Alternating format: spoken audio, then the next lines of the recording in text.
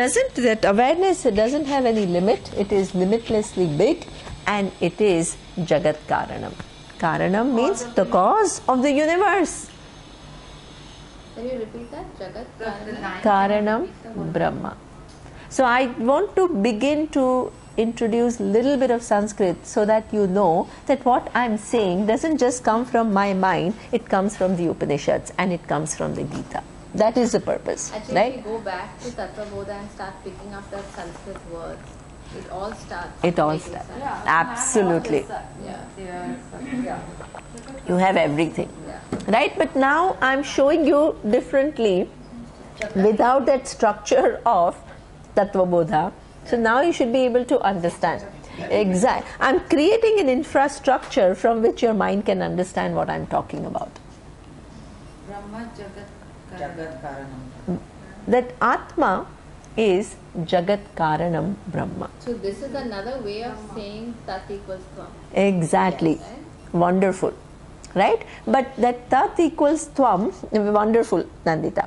But we haven't yet really looked into that Tat part, the cause of the universe, in the sense that how did it all come about. That we are still about to use, but very true. Very true. Okay? So, this is the vision of the Vedas about who you are. And it remains a secret. What your nature is remains a secret until you decide to inquire into it and undo this mistake.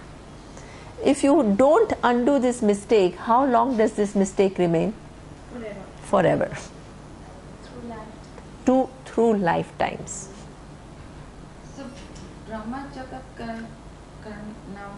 Karanam So it means I am. So 1 minute. Okay, now what does this sentence mean? Okay, I am Atma Brahman. This Atma, which you think is so little, is Brahman.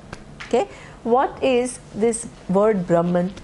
Okay, yeah, wonderful. If you remember, You said big and limitless. excellent, right? I had said once.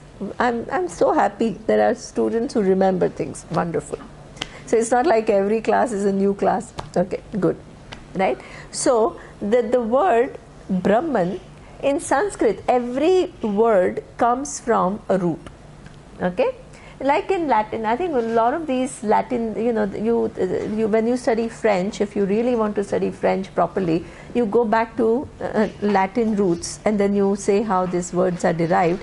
Then in one time you learn what?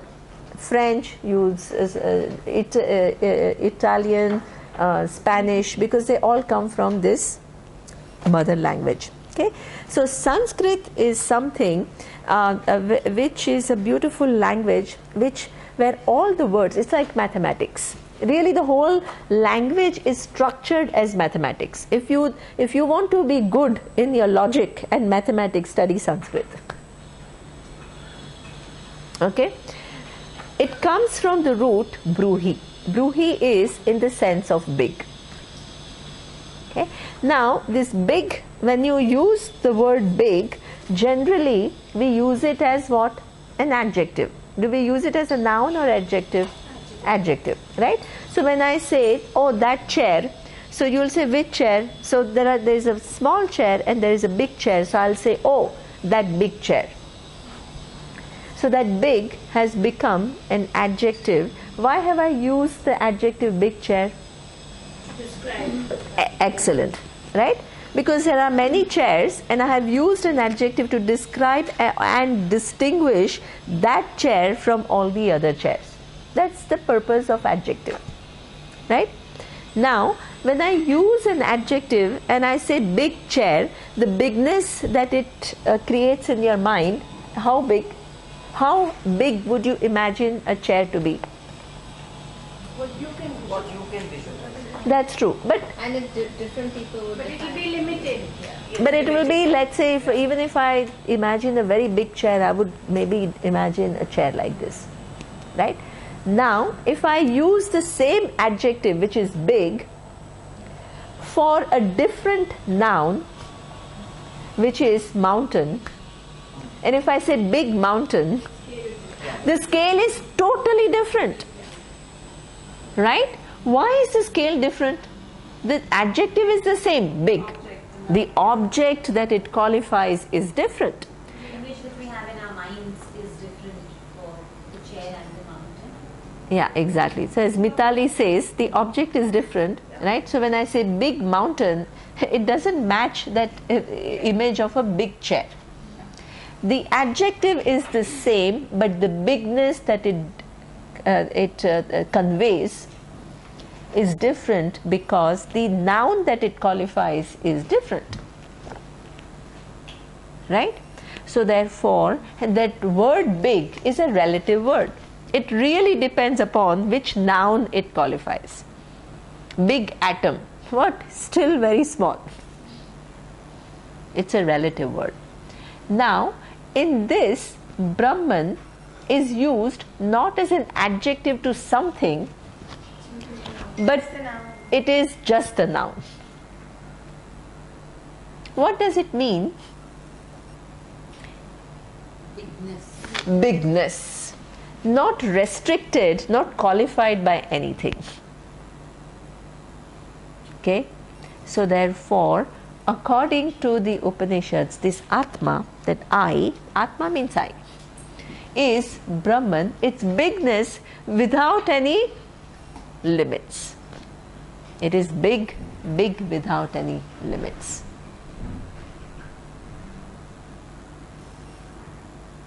Okay?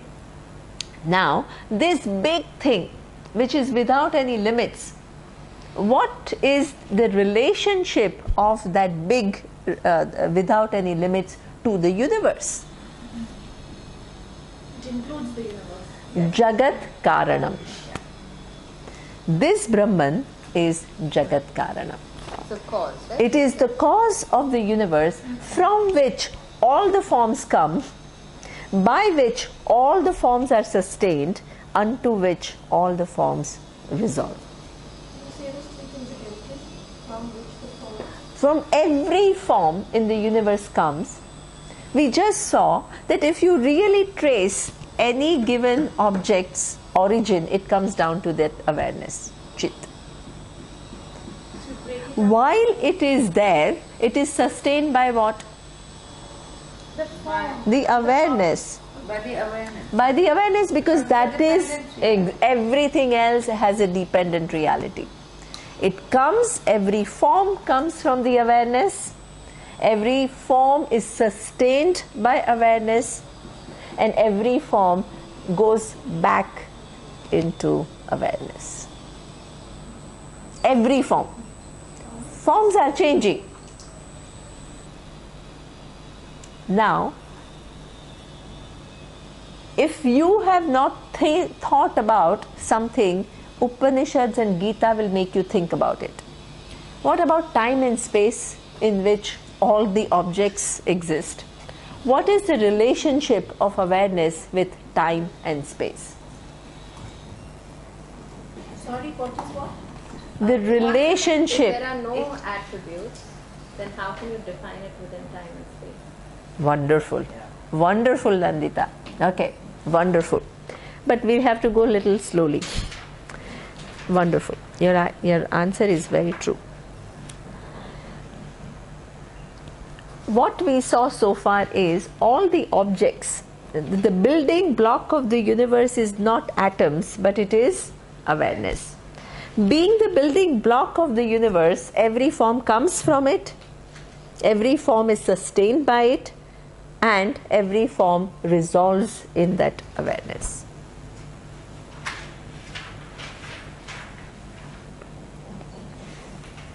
Now, the next question is, okay, the objects resolve and come from awareness and go back and are sustained by awareness while they exist. Okay, what about time and space in which all the objects exist? What is the relationship of awareness with time and space? Big question. Nandita has the right answer, but it is too complex to understand unless you have an easy way to explain. But I will explain. I'll try to explain more simply. one good thing is every discovery of physics has helped Vedanta.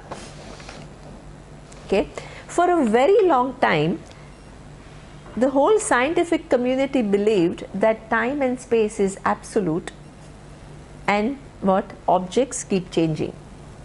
Okay, Einstein 100 years ago, just 2 days ago, I read in the newspaper it was 100th year since the discovery of theory of relativity, and one of the very few theories which has remained uncontradicted for such a long time.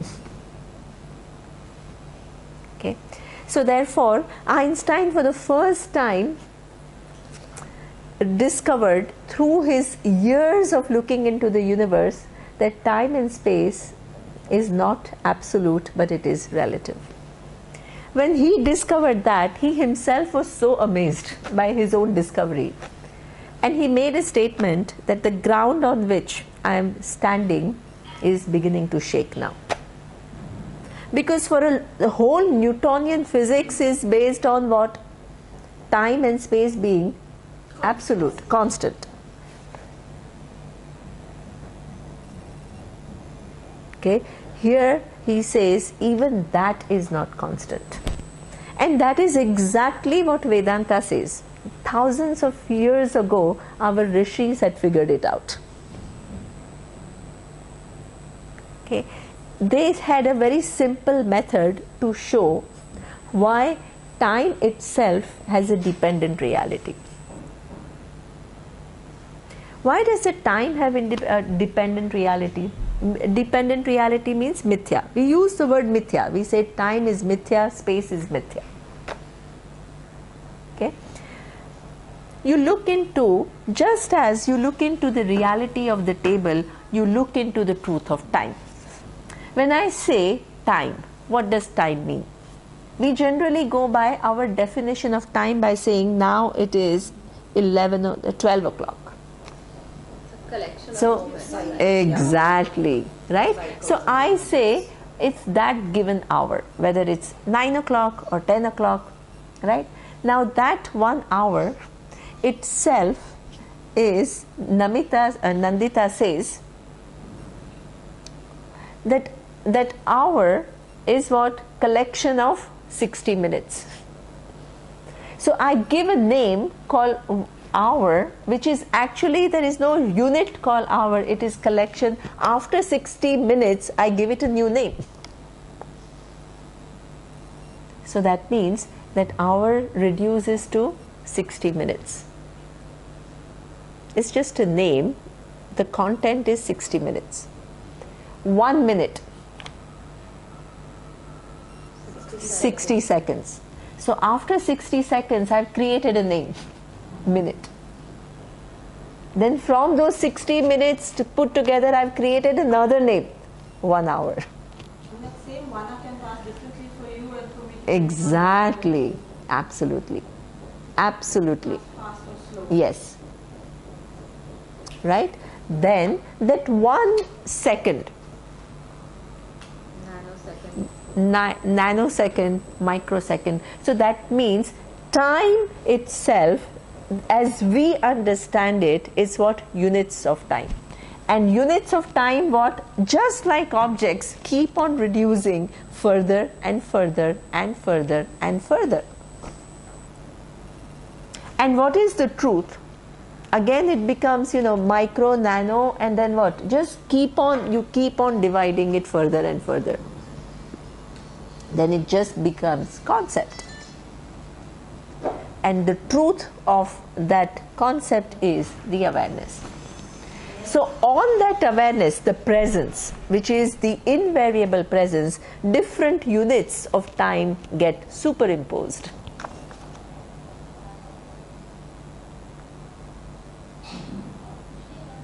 Right? So therefore, time itself has a dependent reality. It depends upon that awareness. But are you not making that assumption? How do you know that breaks down into awareness? It breaks down because there is no unit. See, the unit within units, within units, within units, within units. Then ultimately it's only the presence, and there is exactly Because ultimately Of this present moment. Right. The only presence which then gets measured in terms of different units of time. समझ गए? Okay. So therefore, this time itself is mithya. Objects are mithya. Time is mithya. and yet in spite of saying time is infinite, time So- is mithya. So time is not infinite. We don't say time is infinite. We say time is relative. Right? Relative means, in fact, absolute or constant time would mean that it is something which is unchanging. Einstein's theory contradicted that by saying a time is not absolute, it's not constant. Okay? And what is very interesting is, as Mitali was saying, people have written simple books about what does it mean when Einstein says time is relative. Okay, so one of the things they start with by saying is that you are waiting for your boyfriend in a cafe, and how long it has been? 5 minutes, right? And how long does it seem to you? 2 hours, exactly. Right? So that means the way you experience time, or you are sitting in some very boring lecture, okay, and it is what you experience time as what? Actually, what? Something which is passing very slowly. And you want it to be over, and you're constantly looking at your watch, and you're getting impatient, and you're looking at your mobile and whatever, right? So that means the experience, or when you are with your boyfriend, then the time passes what? Very quickly. It's time to go home. Then the time to go home seems like, only 5 minutes. Right? So that means we all every day experience time differently. But not only that, right? There are certain studies which show that the unit of time is different on this earth and somewhere else. They had studies of what we call two twins. Space travel of two twins were born together. Okay, one stayed on Earth and the other went on space outside the Earth atmosphere. After 15 years of Earth time, the other person who was traveling in space came back. You think they aged exactly the same? Probably not. Not probably not. No. Definitely. I mean, definitely not. Because these are experiments. But they actually did this? Yeah, there are studies where you show that there are, yes. These are all, No, but then you can't age an object. yeah. So they have done, these are scientific experiments, right? This is nothing to do with Vedanta. What I'm saying is that person who comes back from the outside atmosphere, I think has aged less. I don't know which way. I think, less. less or more. I'm not sure. Because of Less. time. Yeah. Okay. So that means when you leave this atmosphere, the way the time moves is different. Because we have determined it based on the rotation of the earth. Exactly. So when you go out of that, the time behaves differently. Okay. So therefore, But that's still really confusing because you still age according to a collection of moments. that's true, because you are on this earth. Are the same whether it's one light year or it's one earth year. The unit is Yeah, but the aging is a process that's a collection of moments. give the unit of time is No, but even the time, it actually depends upon the space, because see, everything is moving in the universe. So it actually is dependent upon the speed at which the objects are moving also in the universe. So it's connected to that. That's why it's a flux. It's not constant. Because you are imagining the whole universe to be constant all at one place. But actually the reality is the whole universe is like moving at a very high speed. And every object is not moving at the same speed.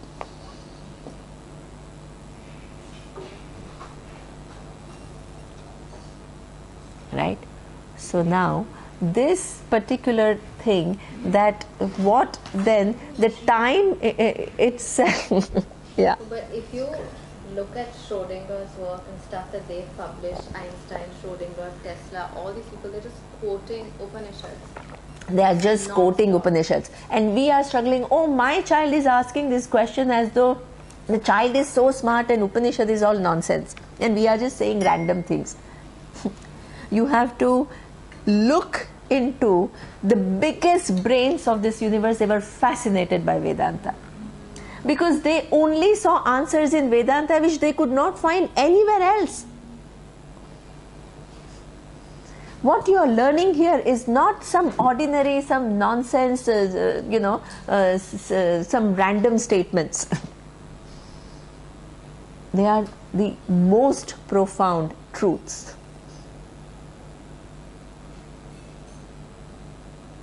And the most incredible inquiry into the nature of our existence. Most incredible inquiry. That Rishi's minds could travel so far and figure it all out is just a wonder.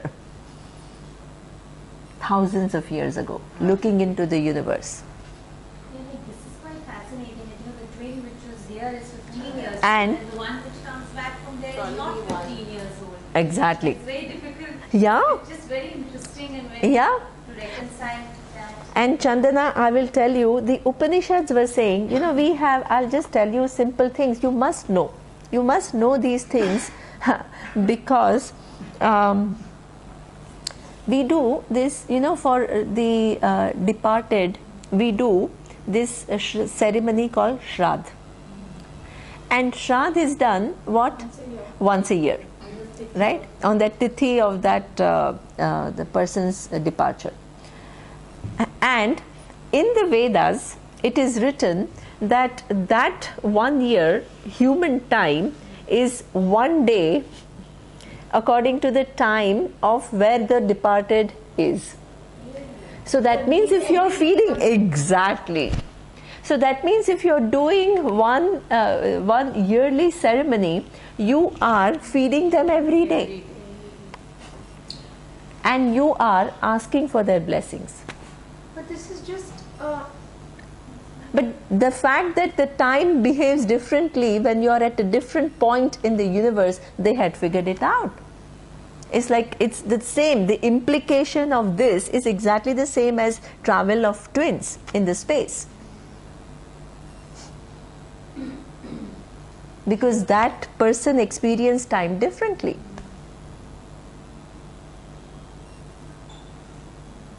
So all our ceremonies, all our rituals, we think that they are just rituals. We have lost meaning. True. We don't understand what we are doing. True. We just repeat without even understanding. It's true. But because we don't understand, please don't be simplistic and say this is all nonsense. That is your confusion. Make some effort in knowing before you make that statement.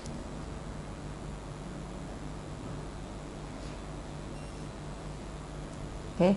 Because there is this amazing amount of knowledge, okay, where it is just mind-boggling. But besides that, okay, so time. What about space? space is a moment in time, isn't it? Exactly. According to modern physics, time and space cannot be separated. Okay, but if you look at Vedanta, they have a simple way of showing how even space is something which is mithya. It depends upon what? Awareness. Because the whole premise of Vedanta is the drishya category, which includes what? Objects, time and space. It depends upon awareness. Drik. Everything in Exactly. Right? So until now we had only seen the objects. Now we are looking into time and space. Now space. What is space? Generally, how do we understand space? If you say this is a table, it takes up this much space. Excellent. Right? So that means the table occupies some amount of space. Then if I say that what is the distance between me and Shona? 10 feet. Let's say 10 feet. This is what I occupy one point in space and she occupies another point in space. And what is there in between? Space. Right? And what is that distance? Which is what we call empty space. And that is what we say 10 feet. Right? This is what it means. Now the magic is, now how do I understand that even space is relative? If I say that when I draw a line, then there is what? It will come to 10 feet. Now if I think of this line in terms of points, infinite points.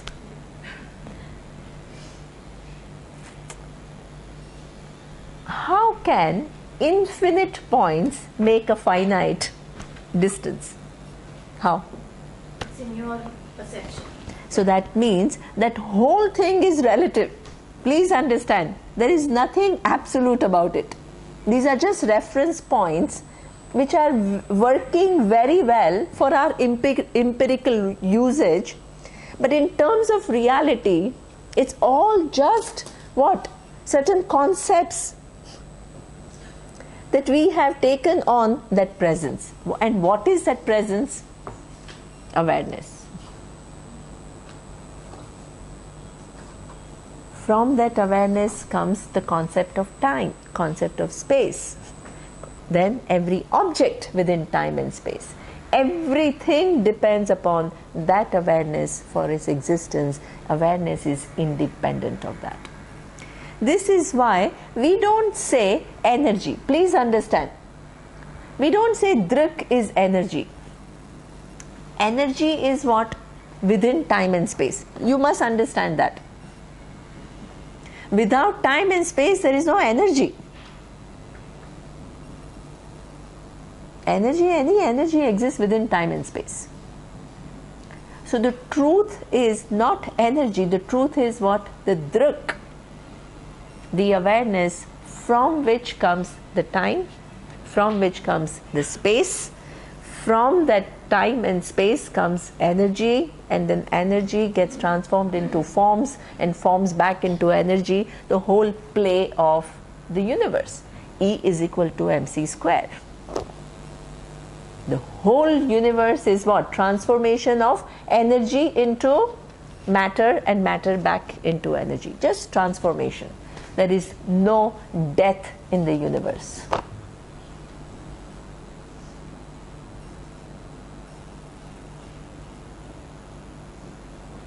Death only refers to going of a form.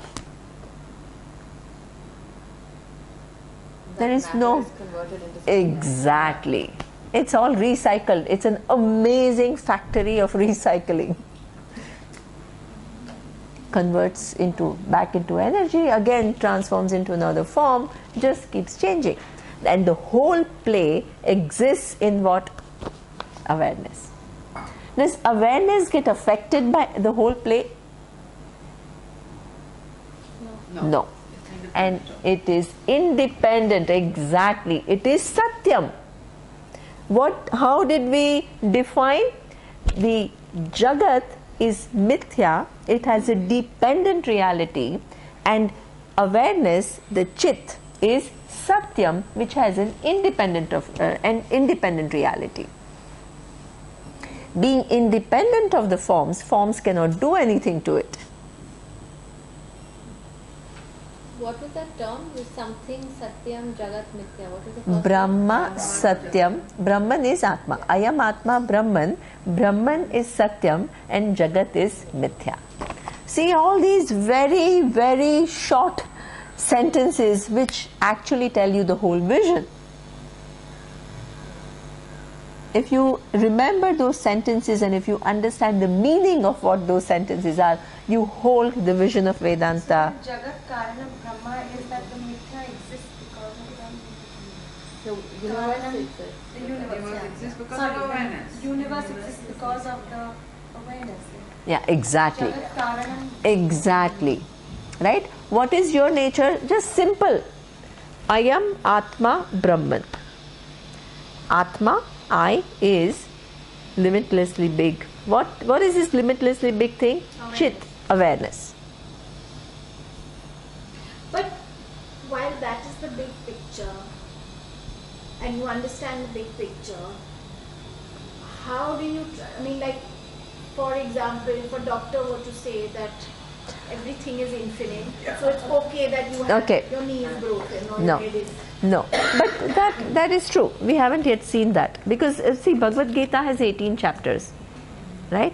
So that means a lot of what is going to come from the next verse onwards. Not the next verse is still about reality.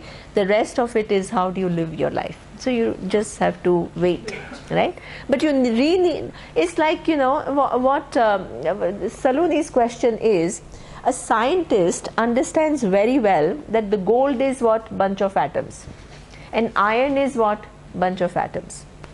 Right? Now, there is a birthday of his wife, birthday. He can he say that everything is just atoms, so take this piece of iron? What will he get? First of all, this me itself is a wrong place. So therefore you have to correct. Because otherwise you are starting with such a limited that I, and then you want it to nourish, but itself is so narrowly defined and so inaccurately defined, and you want only for that gratification. It's a very wrong starting point. This is what you have to see.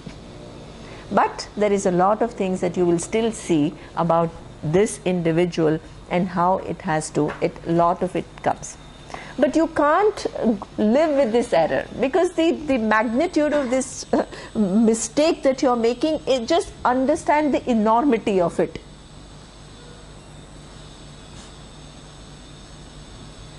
Okay? So Nima, So, 1 minute. So, what I was saying is, Atma is Brahman. Brahman is what? Satyam. Just one. No, because we've seen it, I so know, that's no, why. I know, Yeah, I know. okay. Just say it slowly. Okay. Atma is Brahman. Simple sentences which reveal the whole reality. So literally translated, that means I am limitless. Exactly. Atman is Brahman. Atma is Brahman. I am Okay. limitless. Now, what is Atma? Satyam, Jnanam, Anantam, Brahma. Taittiriya Upanishad. we did that in Satyam. Tattvaboda, right? Atma is Satyam. Jnanam, Anantam. Jnanam. Anantam. Anantam. It is existent. It Anantam is, Brahman. yeah.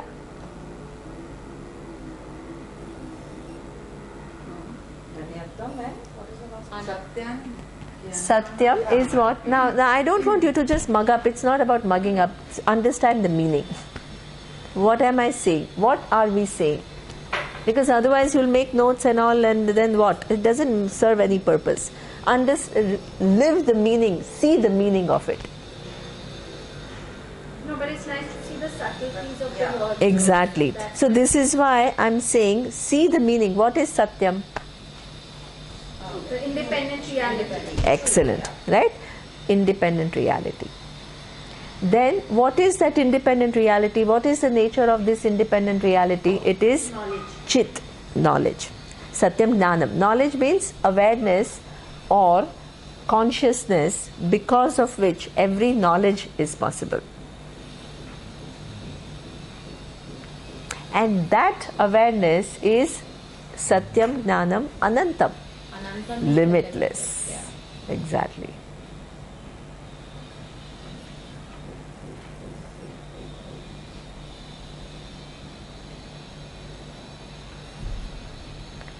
Then it says Brahma Satyam.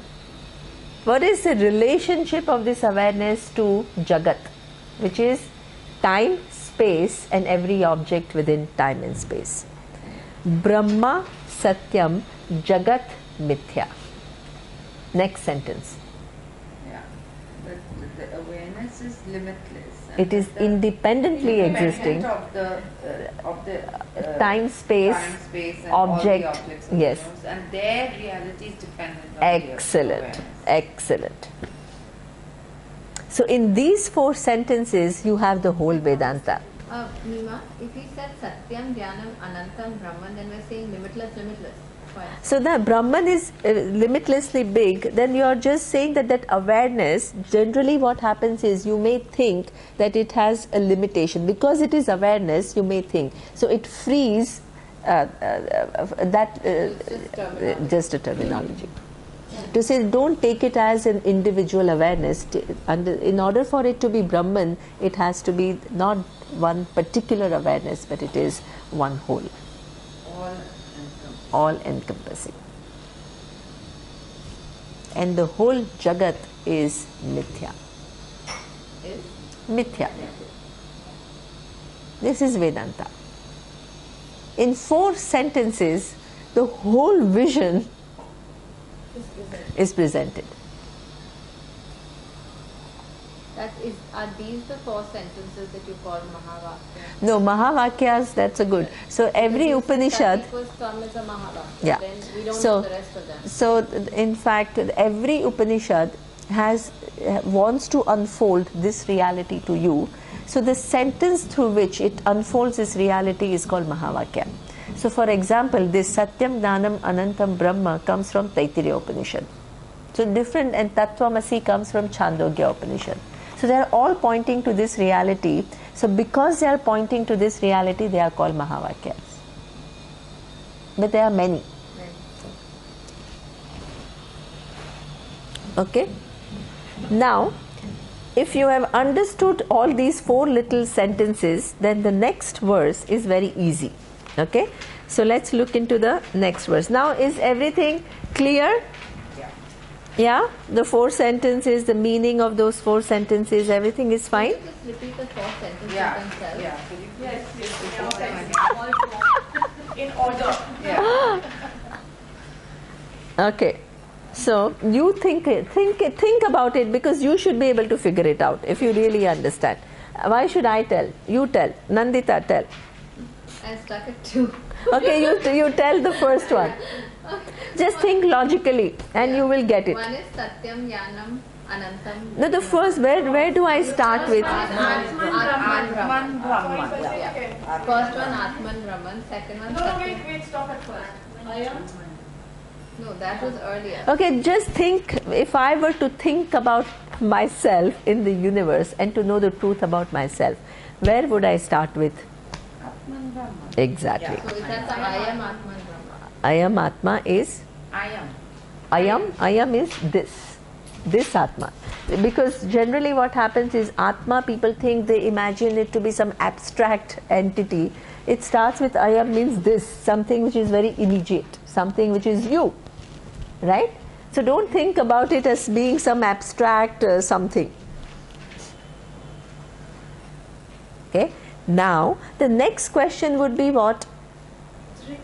What is the what is it? That's why you say Satyam, Jnanam, Anantam. Excellent, right? Because I've used this word Brahman and I need to know a little bit more. What is this Brahman? So the next sentence is Satyam, Satyam Jnanam Anantam Brahma. Jnanam. Like Jnana. Yeah. Anantam. Anantam. Limitless.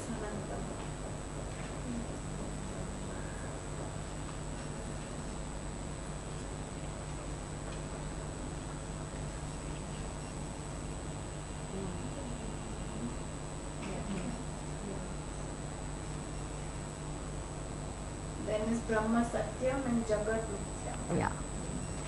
And then the last one is Jagat Karanam Brahman. Is that Yeah. the last one? So we can use Brahman. we can say Jagat Karanam, and we can use any way, with 3 and whichever way you want to. Jagat Karanam Brahma. Yeah, that awareness is not only something which is limitless, but it is also the cause of the whole universe. Yeah, I think that will go third. That will go third. Yeah. That Brahman is not just this awareness which is pervading everything, it is also what? The cause of the universe. But I thought third was Brahman Satyam, so we swapped it around. Or they're the So, same thing. because then what is the relationship of the universe with the cause of the universe? Yeah. The universe is Mithya and the cause is Satyam. Yeah, I think that makes more logical So sense. the last one is. So now let's think it through. So there's. Now, where have we come to? First we started with me being this little person. Now what do I understand? I am Brahman, big. But what is this big? It's further described to be Satyam reality. Satyam. It is something, Independent reality. it is an independent reality of anything else that I see. It Outside of everything. I mean, independent of everything. independent of everything. Very important to get, because there is no outside, but it is independent, correct. Then it is of the nature of Chit, Jnanam. Chit is awareness or consciousness. Now that has no limit, right? Now, what is the relationship of this awareness to this whole Jagat?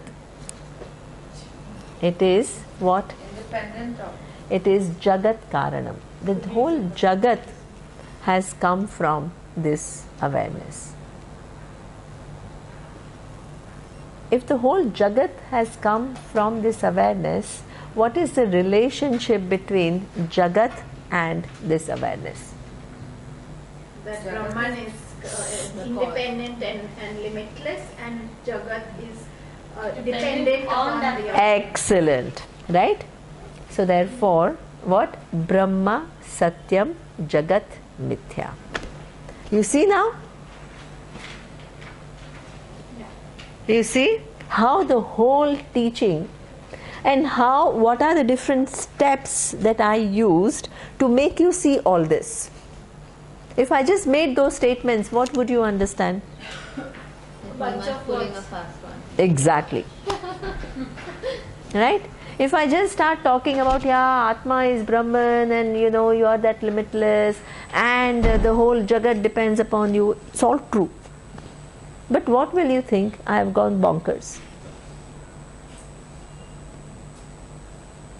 So therefore, there is a very sophisticated methodology which leads you to this discovery. And the teacher has to be clear. If the teacher is not clear, imagine what kind of confusion it can create. Because it can just keep on giving you concepts which which are all half-baked concepts and they don't reconcile with the other. Here you find any logical flaw. Find one logical flaw. It is brilliant. It is, yeah. When I said time and space earlier, I meant something completely different. So maybe I got a logical flaw and you explained it differently. Huh. So when I said it has no attributes, therefore it cannot exist in time and space. So I was looking at it in the form that if it has no attributes, so you don't know whether it's 6 feet tall or 2 feet big, therefore you can't define it in space and therefore it's independent of space. See, because you Or are is what that too simplistic? What it comes to is true. What you are saying is that because it is not any object, every object exists within time and space. But because I told you that awareness is not any given object, And it's limitless. and it is exactly. And So it is, yeah. So therefore you can say that. And in fact the next verse is talking about that. It comes to that. It comes to that. Right? Because this particular fact that therefore it is attributeless is something that you figured it out using your logic, but here it is made explicit. In the last few lessons we talked about it being attributes. With less, yeah. So here the next verse talks about it, so we'll see the next verse. Yeah, that's correct. But what you say, the logic is But good. it's very simplistic. But it's simple logic. But yeah, but it works. Okay. So, avyakyo yamachintyo yam avikaryo yamuchyate tasmat evam viditvainam nanushochitum arhasi. Now imagine if you understand Atma to be that. Will that Atma is deserving of any shoka? Shoka means sorrow.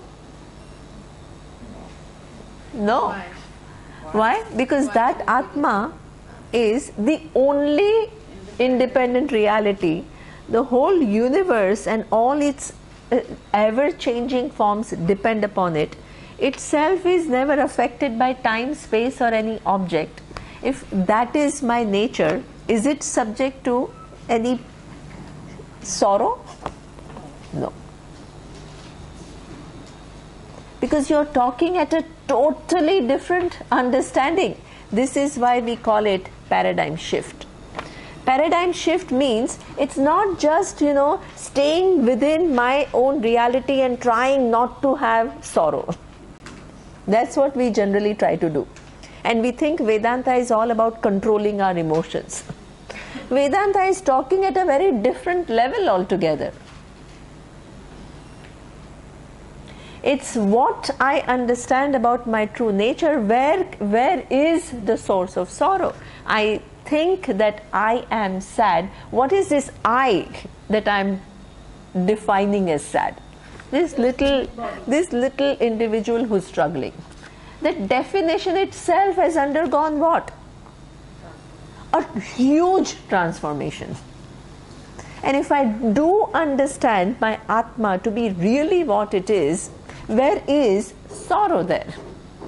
I am the truth of the whole universe. The entire universe, every form of the universe comes from me. They are sustained by me. They go unto me. And I enjoy independent reality. I am limitless. If this is a vision that you have clearly understood and not like I'm trying to figure it out and I'm just trying to still think about it. Not like that. Panditaha is what? The person who sees it clearly. Okay? Like for example, we can all be talking about E is equal to mc square. But what is our understanding? Very basic. Very basic, very superficial. But if a scientist is talking about E is equal to mc square, he is talking about the same thing. But what is the depth of his knowledge? Lot more solid, lot more what? Intricate in analysis and lot more precise in one's understanding.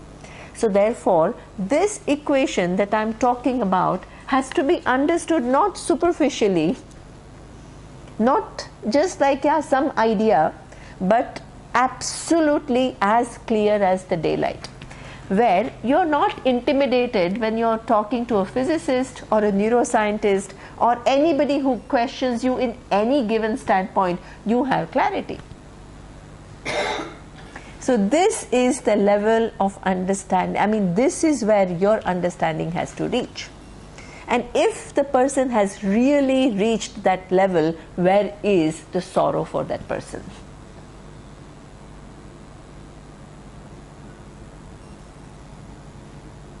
Na shochitum arhasi. That once you understand Atma like that, there is no the very cause. It's an uproot. It's like other things that we look for solutions to our sorrow are what? It's like you have a tree and then something is sick. So what do? You try to fix it. Then you try to fix here. By the time you fix this, here is a problem. Then you try to fix that. And it goes on and it goes on. Every other fix that we search are what? Those little symptoms that we try to take care of. Here it is what? Uprooting the very cause.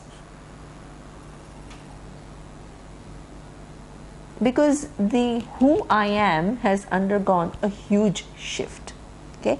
What is the nature of Atma? here it says Avyaktyo Ayam. Okay, this Atma is something which is here.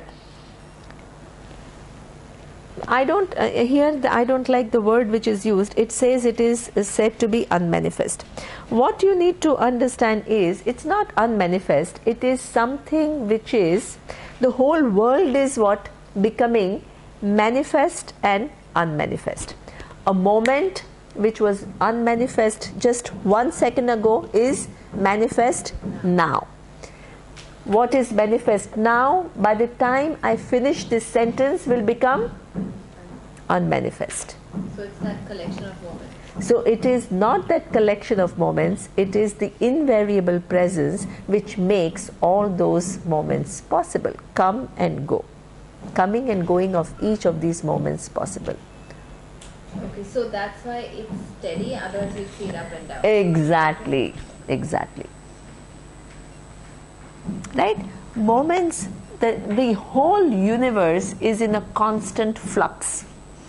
Right now, if you look at this at a micro level, so many cells your body right now has got rid of. Are they visible to you? Not even visible to you. New cells are generated. Are you even aware of that? You are not even aware of that. Okay? Whole universe is what? What seems like a stable universe is what? Constantly changing from unmanifest to manifest, manifest to unmanifest. How do you use the term manifest? Manifest means a moment here is now there. Then that moment will disappear, it becomes unmanifest. So if you really look at, I mean, if you want to have a striking example of manifest and unmanifest, before this body was born, it was what? An embryo, a fetus. Before that. And before that, unmanifest. Now it has become manifest. After death, it will become what? Unmanifest. I like your example of cells, otherwise you'd be seeing like stuff coming and going in our hands. Exactly. You see it steady Yeah. because of that presence. Exactly. Absolutely. Right? So you think, see, please understand what is our thinking. Our thinking is so primitive at times because our thinking is this body, before its birth, it has come into manifest. It was not manifest. Now it is manifest, and when I go one day, it will become unmanifest. So right now, I think it is manifest. But within this so-called manifest, as Nandita says, constantly things are becoming what? Manifest and manifest. Revealing itself and not revealing. Exactly. Tomorrow, right now it is manifest or unmanifest? Unmanifest. When tomorrow comes, it will become what? Manifest. Day after tomorrow, tomorrow will become what? Unmanifest. Every level, there is just a shift. Right now, there are cells which are going and new cells which are coming. The whole universe is an constant interplay of what? Shift from manifest to unmanifest. Now it's 12:30. 4 o'clock is right now manifest or unmanifest? Unmanifest. Unmanifest. Now 10, is it manifest or unmanifest? Unmanifest. Even what you said 1 minute ago. Exactly. If I change the scale and I take it 1 minute, the 1 minute before will become what? Unmanifest. 1 second. And 1 second will become unmanifest. Please understand the nature of this universe. This is how things are. And we interact as though there is all just absolute realities and tangible things and stable things. Everything is in a constant flux, manifest to unmanifest. What is this reality? Is it part of that manifest and unmanifest? What is it? Constant awareness. Exactly. It is the only constant awareness on which all these interplay of manifest and unmanifest is happening.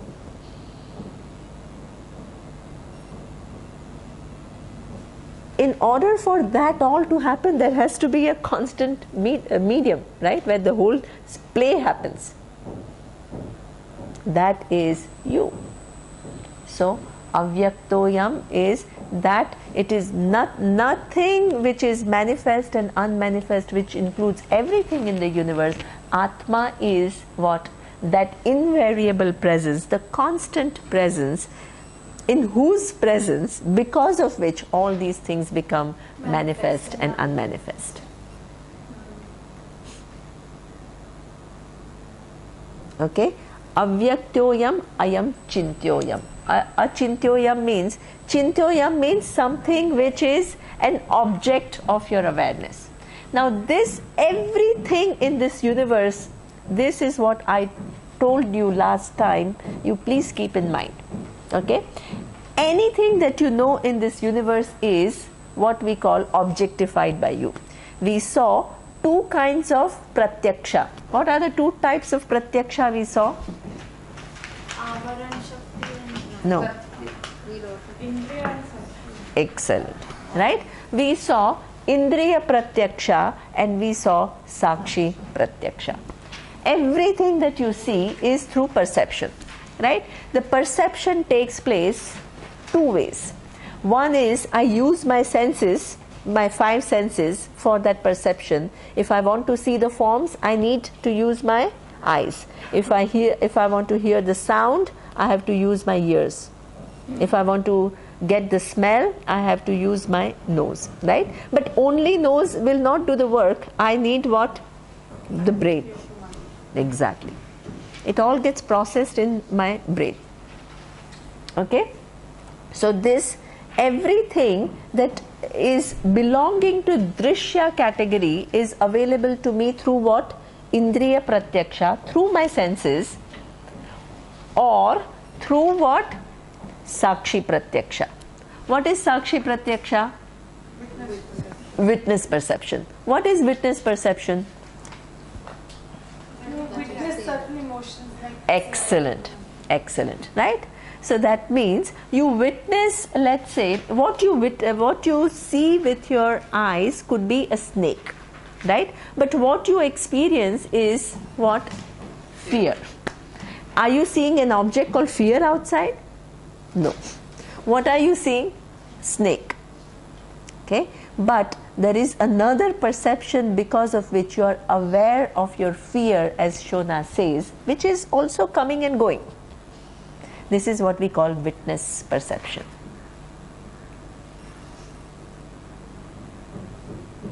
Okay? So that means there is an indriya which has reported one object, which is a snake, but what I also see is what another thing happening, which is emotion of fear. So that means one belongs to Sakshi Pratyaksha, the other belongs to Indriya Pratyaksha. Okay? Now, what is the problem? We take Atma to be, what is Sakshi Pratyaksha? What is the real nature of Atma? Swataha Siddhaha. Excellent. It is because of which I see all these varying perceptions. The Sakshi Pratyaksha is changing, Indriya Pratyaksha is changing. Right now I am seeing the snake, next minute I will be seeing the tree, third minute I will be seeing the flower. What I see keeps changing. The corresponding emotions also keep changing. One minute I have fear, next minute I am awed by the beauty, the third minute I am feeling cool, I am feeling great. So all these perceptions, what I use with Indriya will create what? Different sensations in me, and both are changing. Who am I? Swataha Siddhaha. That presence, because of which all these changing things are seen by me. and it's constant. And it is constant. Exactly. Can I objectify that? No. I had a question that if what we observe Yes. is the same, like we will both observe the glass or the table. Yes. But the Sakshi Pratyaksha is different, like her perception of time and Exactly. my perception of time is different. But if that ultimate awareness is the same, Huh. then why is that Pratyaksha different? Yeah, that is because that is a good question. I mean, I think there is a huge talk on why then the bodies are. I mean, you can ask the same question. If awareness is the same, why are bodies different, right? Why are minds different? What you are asking is if there is one aware. It's like asking if there is only wood, why am I seeing chair and why am I seeing table? But we will both have the same awareness for something outside. But No, so because that see the mind itself, we all have different minds, right? And why we have different minds are because of the past causes and the present causes. So they have their own cause. Every form is different, even within this body. Your capacity of your senses is different from capacity of my senses. Why? Because there are some causes. What causes those differences is another topic that we will see later. What now we are seeing is the fact that awareness is free from all these different the forms and their characteristics. But then what accounts for those differences is another question that we'll see. Okay. So we will stop here because it's a big class. So avyaktoyam achintyoyam. Okay, avikaryaha. So all these, that is what you need to know about Atma. That's the last verse. Now everybody is getting impatient for how do I use it in my life. So all that will come from next verse, right? So that will come very soon. But this we have to finish because you need to be clear about what is the nature of Atma. That is a starting point. You need to correct this error. Then comes the question, how do I live with this new vision of who I am? That's the next question, and that's given right in 3rd chapter. Om Purnamadav Purnamidam Purnat Purnamudachyate Purnasya Purnamadaya Purnamevavashishyate.